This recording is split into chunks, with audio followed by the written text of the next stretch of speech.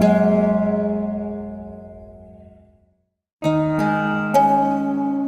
guys, Matt Wiseman here in snowy Niseko, Japan, bringing you another weekly Mountainwatch video snow report.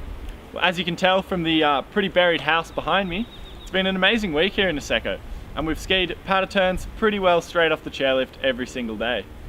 Whilst my report last week involved plenty more days of consecutive sunshine than it did snowfall, such has not been the case this week, and we've witnessed some textbook Japanese snowfall with the white confetti falling every single day. In fact, the last 4 days we've woken to 30, 20, 15 and then 35 centimeters of snow in the 24-hour period down in the village, with plenty more waiting up on the hill. That brings the week's total snowfall to nearly 1.4 meters, with total season accumulation around 8 to 9 meters depending on where you look. Winds have been a massive issue today, with only the lower lifts operating at full capacity, and the middle and peak lifts, including the Harafu gondola, were all suspended with over 60-kilometer winds playing havoc.